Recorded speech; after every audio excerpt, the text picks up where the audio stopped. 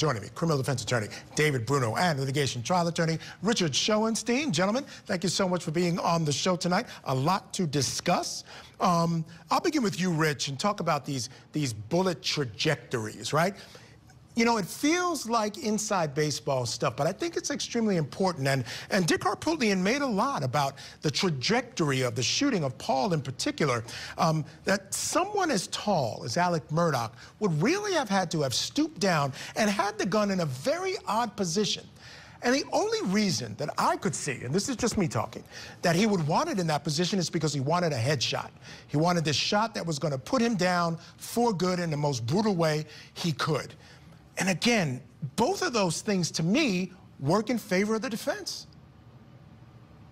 Yeah, I think that's obviously what the defense is going to argue and has really argued, that this is just too brutal of a murder to imagine a father committing on his son. Even if you get over the motive problem and other evidentiary problems, and you decide you can buy the idea that Alex Murdaugh would murder his own son, the absolute brutality of this, basically shooting him in the head, is really too much to believe. And that was the best point I thought Harpootlian made with this expert witness. And by the way, I thought this was one of Harpootlian's weaker cross-examinations. This expert witness was very good, very effective for the state.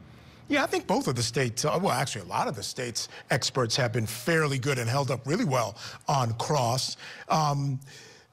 David, when it comes to this roadside shooting, there's been a lot of hullabaloo about whether this was strategy by some experienced attorneys, or perhaps they didn't quite think that the question they asked of the chief investigator regarding Curtis Eddie Smith would open the door to the roadside incident. The stuff they talked about in that cross-examination was not related to the roadside incident. Maybe they thought it wouldn't.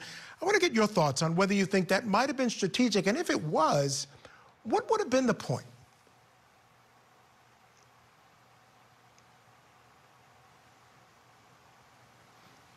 All right, looks like we're having some difficulties with him technically. So let me ask you, Rich. Hopefully we still got you. All right, so I'm hopefully you heard the question.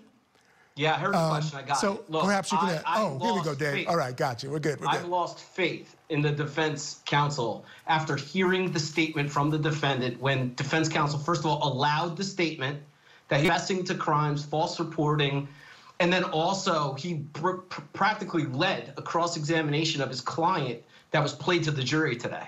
So when we talk about strategy, I have to question strategy. We saw it yesterday with Corey Fleming that allowed the statement by Alex Murdaugh that was played for the jury. And today, Mr. Harpootlian's cross-examination of his client on this issue was played for the jury. And look, I don't think they wanted this in. I think they made a mistake opening the door. I find it hard to believe that they would have, like, asked some questions to open the door to allow this in.